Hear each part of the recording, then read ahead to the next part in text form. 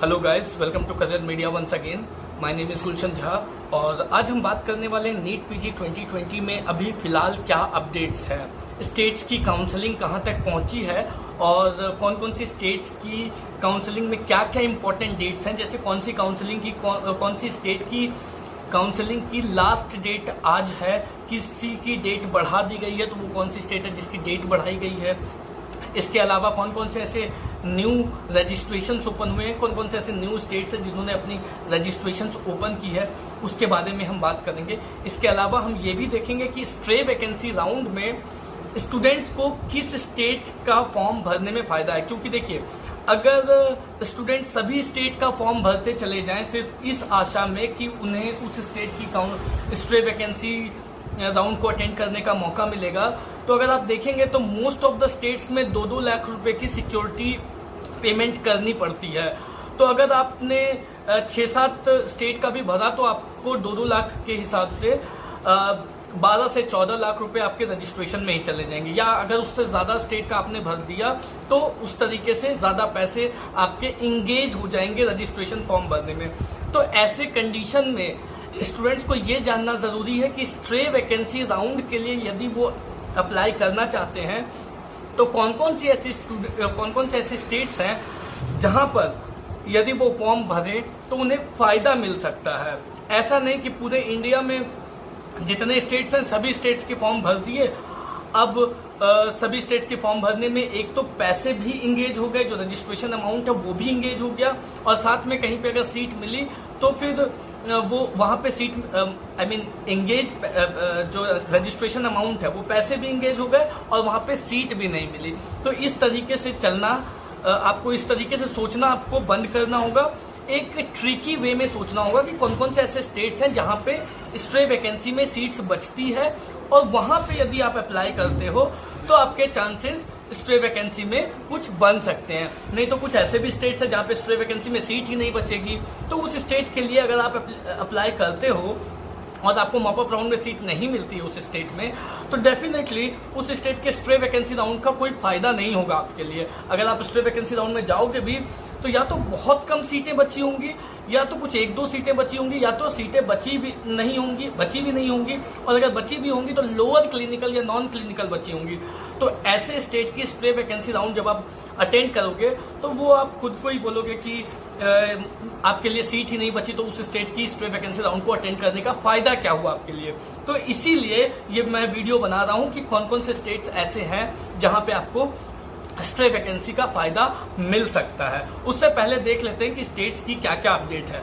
सबसे पहले गुजरात ने अपनी रजिस्ट्रेशन फॉर्म ओपन कर दी है। आप गुजरात की ऑफिशियल वेबसाइट पर जा करके गुजरात स्टेट के जो डोमिसाइल स्टूडेंट हैं, सिर्फ डोमिसाइल स्टूडेंट, वो अगर गुजरात स्टेट की काउंसलिंग को अटेंड करना चाहते हैं तो वो रजिस्ट्रेशन कर सकते हैं। तो गुजरात ने अपनी एक रजिस्ट्रेशन फॉर्म ओपन कर दी है। आप सभी स्टूडेंट जो डोमिसाइल हैं, सिर्फ डोमिसाइल, क्योंकि गुजरात एक क्लोज स्टेट है, ओपन स्टेट नहीं है, नॉन डोमिसाइल स्टूडेंट्स अप्लाई नहीं कर सकते।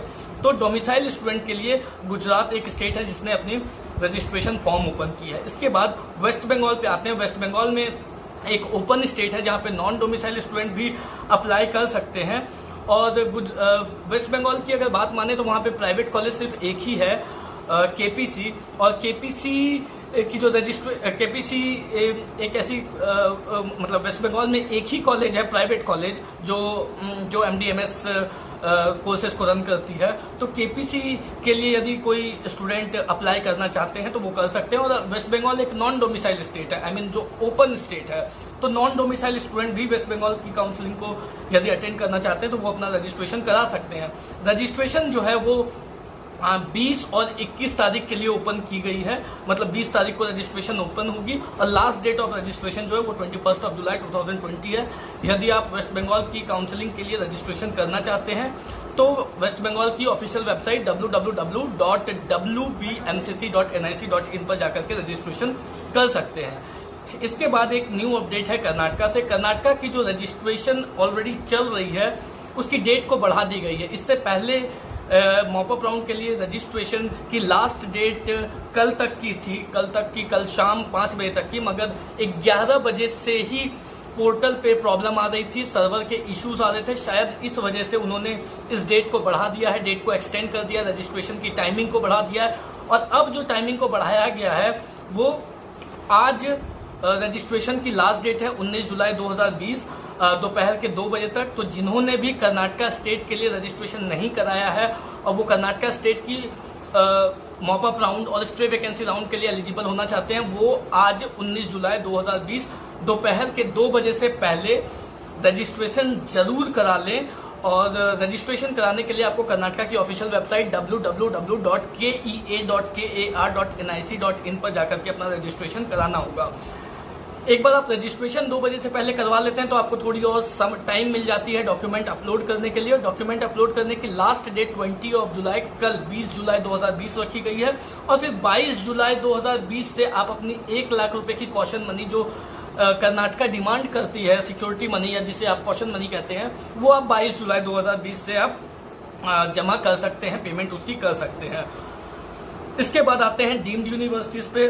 तो डीम्ड यूनिवर्सिटीज की जो चॉइस फिलिंग है उसकी लास्ट डेट आज ही है 19 जुलाई 2020 शाम रात के 11:55 तक। तो वैसे सभी स्टूडेंट जिन्होंने डीम्ड यूनिवर्सिटीज के लिए एमसीसी की वेबसाइट पे जाकर रजिस्ट्रेशन किया, 2 लाख रुपए का 2,05,000 रुपए का रजिस्ट्रेशन किया है, उन्हें चॉइस फिलिंग करने की आज लास्ट डेट है। आज 19 जुलाई 2020 रात के 11:55 तक। तो उससे पहले आप अपनी रजिस्ट्रेशन कर ले। और इसके बाद आते हैं पौंडीचेरी से एक अपडेट आ रही है। पौंडीचेरी की सेकेंड राउंड की रजिस्ट्रेशन ओपन कर दी गई है। पौंडीचेरी भी एक ओपन स्टेट है, नॉन डोमिसाइल स्टूडेंट वहां पे अप्लाई कर सकते हैं। वहां पे 3 कॉलेजेस हैं, मनाकुला और SBMS, एक है आपकी PIMS Pondicherry institute of management science. ये 3 प्राइवेट कॉलेजेस हैं पौंडीचेरी में। और पौंडीचेरी जैसा मैंने बताया कि नॉन डोमिसाइल स्टेट है, एक ओपन स्टेट है, तो नॉन डोमिसाइल स्टूडेंट भी पौंडीचेरी के लिए रजिस्ट्रेशन करा सकते हैं। और जो खास बात है पौंडीचेरी की वो ये कि पौंडीचेरी की भी जो कट ऑफ है वो काफी पीछे तक जाती है। आप मान के चल सकते हैं कि लोअर क्लिनिकल 80,000 तक भी मिल सकती है। 75,000 80,000 तक लोअर क्लिनिकल यदि आप चाहते हैं, जैसे कि ENT ऑप्थल या फिर एनेस्थीसिया आप चाहते हैं, तो वो आपको 75-80,000 तक मिल सकती है। और इसके साथ जो रजिस्ट्रेशन की डेट है वो 17 जुलाई से ही स्टार्ट हुई है पौंडीचेरी की registration. Last date of registration है 21 जुलाई 2020। रजिस्ट्रेशन करने के लिए आपको पौंडीचेरी की जो ऑफिशियल वेबसाइट है www.centecpuducherry.in, सेंटेक CENTAC पुडुचेरी.in पर जाकर के आपको ऑनलाइन रजिस्ट्रेशन करना होगा और 2 लाख रुपए का सिक्योरिटी अमाउंट पे करना पड़ेगा। इस स्टेट में भी अप्लाई करने के लिए आपको 2 लाख रुपए का सिक्योरिटी अमाउंट पे करना पड़ता है। तो वो 2 लाख रुपए का आपको सिक्योरिटी अमाउंट पे करना होगा। जब मैं आपको खास बात पौंडीचेरी की बता रहा हूं तो कुछ और बातें बता देता हूं। जैसे मैंने आपको बताया कि 75-80,000 तक यदि आप एनेस्थीसिया लेना चाहते हैं तो आप ले सकते हैं। वहां की जो कट ऑफ है मॉप अप राउंड में वो 75-80,000 तक जाती है एनेस्थीसिया के लिए। या अगर आप अपर क्लिनिकल ब्रांचेस की बात करें तो 50,000 तक आपको ऑर्थो और OBG मिल सकती है। लास्ट ईयर भी मिली है, ऑनलाइन काउंसलिंग होती है कम्प्लीटली पौंडीचेरी की, तो लास्ट ईयर भी 50,000 तक OBG और ऑर्थो मिली है। 40-45,000 तक अगर रैंक आपके आते हैं तो आप मेडिसिन या फिर आपको पीडिया मिल सकती है। अगर आप मेडिसिन और पीडिया लेना चाहते हैं तो 22 लाख की फीस में 22 लाख पर एनम की फीस में आपको मेडिसिन या पीडिया मिल सकती है। उसी 22 लाख की फीस में यदि आपको OBG या ऑर्थो चाहिए और आपके 50,000 रैंक तक हैं, उसके आसपास है 49 या 52-53 तक, तो आपको OBG और ऑर्थो मिल सकती है। वहीं एनेस्थीसिया और रेडियो और डर्मा की बात करें तो 30,000 रैंक तक, 25 to 30,000 रैंक तक या 32,000 रैंक तक आपको रेडियो और डर्मा मिल सकती है और फीस है वही 22 लाख पर एनम। तो इस तरीके से आप देखें कि पौंडीचेरी की जो कट ऑफ है अपर क्लिनिकल ब्रांचेस के लिए वो भी पीछे जाती है और लोअर क्लिनिकल ब्रांचेस के लिए भी पीछे जाती है। और जो वहां की फीस है वो 22 लाख पर एनम है। तो खास करके जो जिनके रिवाइज कट ऑफ है, रिवाइज कट ऑफ आने के बाद जो स्टूडेंट क्वालिफाई किए हैं उन स्टूडेंट्स के लिए ये स्टेट में ये स्टेट रेफर करना चाहूंगा कि अगर आपको लगता है कि आप पौंडीचेरी जाना चाहते हैं तो आप इस स्टेट के लिए भी अपनी ये रजिस्ट्रेशन करा सकते हैं। और रजिस्ट्रेशन कराने की लास्ट डेट 21 जुलाई 2020 है। इन स्टेट्स की क्या डिमेरिट है मैं वो भी बताऊंगा जब मैं स्ट्रे वैकेंसीज के बारे में बताऊंगा कि कौन कौन से स्टेट्स में आपको स्ट्रे वैकेंसी में फायदा मिलेगा। उसके बारे में तब मैं आपको बताऊंगा कि इन स्टेट्स में कहाँ पे आपको अप्लाई करना चाहिए, कहाँ पे अप्लाई नहीं करना चाहिए। अब आते हैं उत्तर प्रदेश। उत्तर प्रदेश की राउंड 2 काउंसलिंग की रिपोर्टिंग डेट को और 2 दिन बढ़ा दी गई है। अब लास्ट डेट ऑफ रिपोर्टिंग रखी गई है 20 जुलाई 2020, 20 तारीख तक बढ़ा करके कर दी गई है। राउंड 2 में जिन्हें सीट मिली वो अपनी रिपोर्टिंग 20 जुलाई तक कर सकते हैं। मॉपअप राउंड की सीट मैट्रिक्स 22 जुलाई 2020 तक पब्लिश होने के चांसेस हैं। 22 जुलाई तक मॉपअप राउंड की सीट मैट्रिक्स आ सकती है। 23 और 24 से आपको जैसा पता है कि गवर्नमेंट कॉलेजेस के लिए मॉपअप राउंड स्टार्ट है और 27 से प्राइवेट कॉलेजेस के लिए मॉपअप राउंड स्टार्ट है। अब आते हैं बिहार पे। बिहार की काउंसलिंग ऑलरेडी लेट चल रही है। राउंड 1 काउंसलिंग की स्केड्यूल रजिस्ट्रेशन ऑलरेडी ओवर हो चुकी है।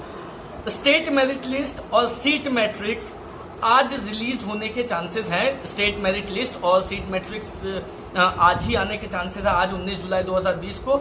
और जो वहां की बाकी की डेट्स है, चॉइस फिलिंग की डेट्स और बाकी जो प्रोसीजर की डेट है, काउंसलिंग की बाकी प्रोसीजर की डेट जो अभी तक पब्लिश नहीं हुई है, वो उनके भी चांसेस हैं कि वो आज पब्लिश हो जानी चाहिए। तो ये बिहार की बात हुई। बिहार के बारे में मैंने आपको ऑलरेडी बताया है कि क्योंकि बिहार की काउंसलिंग ऑलरेडी लेट चल रही है, तो जिनके 60,000 रैंक है और वो एनेस्थीसिया वगैरह लेना चाहते हैं तो वो अप्लाई कर सकते हैं बिहार स्टेट के लिए, उनको फायदा मिलेगा। अब आते हैं अपने वीडियो के सेकंड पार्ट पे कि स्ट्रे वैकेंसी राउंड जिनका रैंक बहुत ज्यादा पीछे, जो रिवाइज कट ऑफ आने के बाद जो क्वालिफाई किए हैं और उनके केसेस में मॉपअप राउंड में चांसेस थोड़े कम होते हैं कहीं पे भी सीट मिलने की, तो उनके केसेस में स्ट्रे वैकेंसी राउंड को उन्हें टारगेट करना चाहिए। और स्ट्रे वैकेंसी राउंड में कौन कौन से ऐसे स्टेट्स हैं जहां पे यदि वो अप्लाई करते हैं तो उन्हें फायदा मिल सकता है। और दूसरी बात ये भी है कि सभी स्टेट्स के लिए अप्लाई करना जरूरी नहीं है, क्योंकि सभी स्टेट्स के लिए अगर आप अप्लाई करोगे तो जैसा मैंने बताया कि बहुत सारे स्टेट्स में 2-2 लाख रुपए आपको सिक्योरिटी अमाउंट देनी पड़ती है, कर्नाटका में 1 लाख रुपए देनी पड़ती है। तो इस तरीके से आप करोगे तो कितने ज्यादा अमाउंट आपको रजिस्ट्रेशन अमाउंट देनी पड़ेगी, उस बात को भी आप सोचो कि अगर आपने 5 स्टेट 2-2 लाख वाले रजिस्टर करवाए तो 10 लाख रुपए तो आपके वैसे ही चले गए। तो उस तरीके से आपको सोचना है कि क्या क्लेवर रास्ता हो सकता है, क्या क्लेवर तरीका हो सकता है, कौन कौन से स्टेट्स को आपको पिक करना चाहिए जिसकी मॉपअप राउंड भी आप अटेंड कर लो, जिसके स्ट्रे वैकेंसी के लिए भी आप एलिजिबल रहो और जिस स्टेट के स्ट्रे वैकेंसी में सीटें बच कर आती हो। देखो एक चीज समझने वाली है कि आखिर स्ट्रे वैकेंसी में कौन सी सीटें बच कर आती है। स्ट्रे वैकेंसी में मोस्टली हमेशा जो सीटें बच कर आती है, मैक्सिमम नंबर जो जिन सीटों का होता है वो होती है एनआरआई की सीटें, क्योंकि एनआरआई की सीटों की फीस ऑलरेडी महंगी होती है और वो लास्ट में खाली रह जाती है। तो स्ट्रे वैकेंसी में वो एनआरआई की सीट्स निकल कर आती है। जब वो स्ट्रे वैकेंसी में एनआरआई की सीट्स निकल के आती है तो हमें वो स्टेट्स पिक करना बहुत जरूरी है जिसमें ज्यादा एनआरआई की सीटें हैं, ना कि वो स्टेट जिसमें एनआरआई की सीटें ही नहीं है, क्योंकि नॉर्मल जो सीटें होती है इंडियन स्टूडेंट्स के लिए वो मॉपअप राउंड तक फिल हो जाती है। एनआरआई वाली जो सीटें होती है वही स्ट्रे वैकेंसी में निकल के आती है और वही सीट्स आपको मिलने के ज्यादातर चांसेस है। तो स्ट्रे वैकेंसी राउंड को अगर आपने अपने दिमाग में रखा है तो वो स्टेट्स आपको पिक करने होंगे जिसमें ज्यादा कॉलेजेस हैं और जिसमें ज्यादा एनआरआई की सीटें हैं। तो अब उसमें कौन कौन से स्टेट्स हैं, आज के कंटेंट को आगे बढ़ाते हैं। आज मैंने आपको सबसे पहली अपडेट दी गुजरात को पहले देख लेते हैं कि गुजरात के लिए कौन कौन से स्टूडेंट को अप्लाई करना चाहिए। गुजरात एक नॉन डोमिसाइल स्टेट है, गुजरात एक क्लोज स्टेट है, नॉन डोमिसाइल स्टूडेंट अप्लाई नहीं कर सकते, मगर गुजरात में एनआरआई की सीट्स है। तो डोमिसाइल स्टूडेंट जिनके मार्क्स कम है या जिनकी रैंक पीछे है या रिवाइज कट ऑफ आने के बाद जो क्वालिफाई किए, वो यदि गुजरात की स्ट्रे वैकेंसी राउंड को अटेंड करना चाहते हैं तो वो उन्हें बिल्कुल करना चाहिए गुजरात के लिए रजिस्ट्रेशन, क्योंकि उन्हें फायदा मिल सकता है, क्योंकि गुजरात में एनआरआई की सीट्स हैं जो स्ट्रे वैकेंसी राउंड में निकल के आएंगी और एट द सेम टाइम वो एक क्लोज स्टेट है, तो नॉन डोमिसाइल स्टूडेंट उसके लिए अप्लाई नहीं कर पाएंगे, तो कंपटीशन भी कम रहेगी।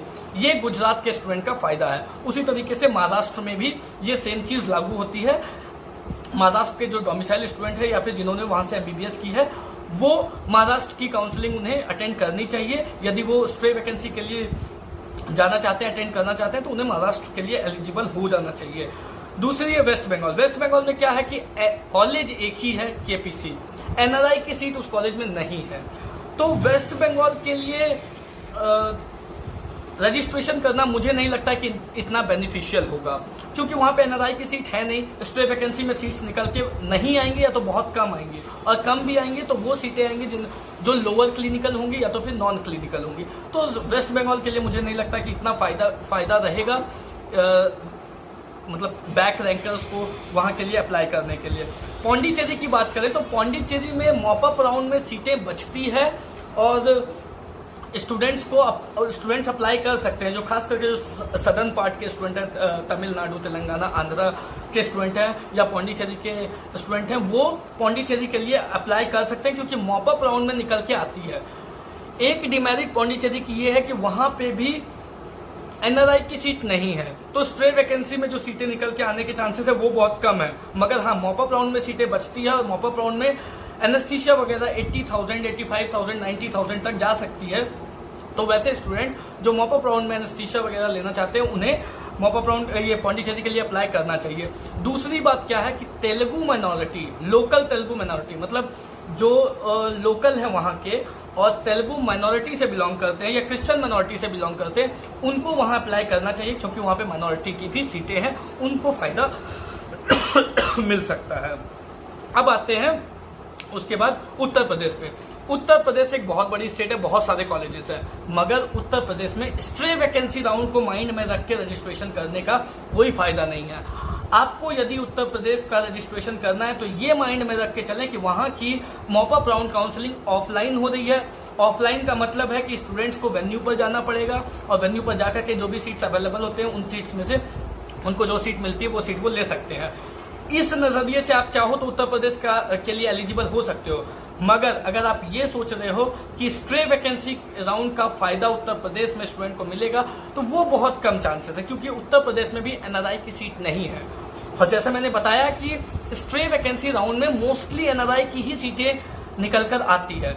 तो उत्तर प्रदेश के लिए मैं यही बताऊंगा कि जो वहां के स्टूडेंट हैं वो उन्हें मॉपअप के लिए अप्लाई करना चाहिए, मॉपअप को ध्यान में रख के अप्लाई करना चाहिए। साथ में वहां पे 6-7 माइनॉरिटी के भी कॉलेजेस हैं, तो माइनॉरिटी स्टूडेंट्स जो है, normal minority students, local minority students नहीं, नॉर्मल माइनॉरिटी स्टूडेंट्स कहीं के भी हैं, कहीं के भी जनरल मेरिट के माइनॉरिटी स्टूडेंट्स वो अप्लाई कर सकते हैं, क्योंकि माइनॉरिटी की सीटें वहां पे खाली मॉपअप में रह सकती है।